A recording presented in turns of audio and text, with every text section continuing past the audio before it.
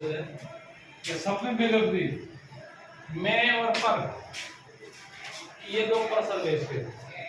हिंदी में जब मैं और पर होता है ना, हम शब्दों में सप्तमी विभक्ति का प्रयोग है, जैसे गांव में, स्कूल में, वहाँ सप्तमी विभक्ति आती है। इसमें सप्तमी के जैसे शिविर, शिविर में, विद्यालय, विद्यालय में, ग्रामे, गांव में, ये मैं प्रसन्न होता है उन वाक्यों में सप्तमी विभक्ति होती है। इसके बाद भी कुछ ऐसे शब्द हैं जो उपपद विभक्ति में आते हैं, उनमें भी सप्तमी विभक्ति है। वैसे क्रिया की सिद्धि क्या में जो आधार होता है, मूल होता है, उसमें वो सप्तमी विभक्ति होती है। जैसे नरप सिंहासने तिष्ठति, राजा सिंहासन के ऊपर बैठता है। जैसे राजा बैठता तो है और इसका आधार क्या है बैठने का, सिंहासन है, उसमें सप्तमी विभक्ति होगी। वयम ग्रामे निवासः, हम वयम ग्रामे निवसामः, हम गांव में रहते हैं, तो हमारा ये आधार है, इसमें सप्तमी हो गई। तिलेषु तेलम विद्यते, तिलों में तेल होता है, तिल है तो तेल होगा, तो ये बहुवचन है। तिलेषु तेलम विद्यते, तिलों में तेल होता है। मैं और पर, हिंदी में जब कर्ता सीखते हैं ना तो पता है कर्ता चिन्ह मैं और पर जिन वाक्यों में होता है ना, वह सप्तमी विभक्ति लगती है। अब है कुछ अन्य भी शब्द जैसे जहां स्नेह किया जाता है, लाड किया जाता है, दुलार किया जाता है, और जिससे किया जाता है उसमें सप्तमी। जैसे पिता पुत्रे स्नेहति, पिता पुत्र को प्रेम करता है, स्नेह करता है, लाड दुलार करता है, तो पुत्र से कर रहा है ना, तो पुत्र में सप्तमी हो गई।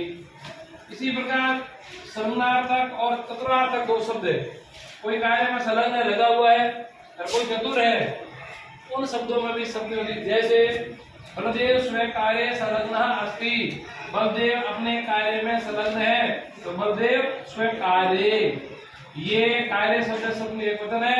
उसी प्रकार जयदेव संस्कृत में चतुर अस्ति, जयदेव संस्कृत में चतुर है, संस्कृत सप्तमी विभक्ति का है एक वचन, तो चतुर अस्ति उसमें चतुर है। फिर है कुछ तीन शब्द दिए हुए हैं, उन शब्दों में भी शब्द वर्णी, जैसे श्रद्धा है, विश्वास है, इन दोनों में भी सप्तमी होगी। जैसे बालक से पितृ श्रद्धा अस्ति, बालक का पिता में श्रद्धा है, अपन जैसे भगवान के प्रति श्रद्धा है, या साधु के प्रति श्रद्धा है, या शिष्य का गुरु के प्रति श्रद्धा है, तो श्रद्धा वाले शब्द में सप्तमी विभक्ति होगी।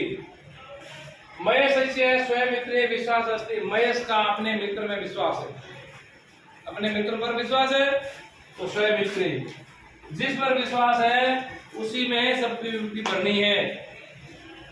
और जब एक क्रिया हो जाए उसके बाद दूसरी क्रिया आ रही है, तो पहली क्रिया में और उसके कर्ता में सप्तमी विभक्ति होगी। दो काम आते हैं साथ साथ में।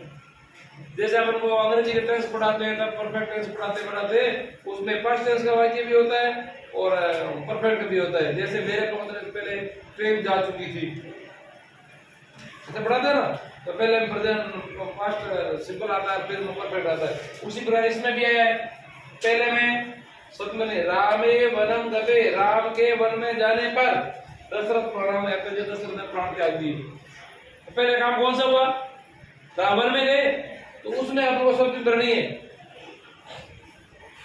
ये तो द्वितीय है। अब आगे सर्वे सूर्य अस्त गते, सूर्य अस्त हो जाने पर सर्वे बाल का ग्रह में सब बाल उन्होंने घर चले गए, ठीक है। तो पहले जो काम हो रहा है उसमें सप्तमी विभक्ति भरनी है, इसके कर्ता में भी भरनी है, इसकी क्रिया में भी भरनी है, ठीक है ना।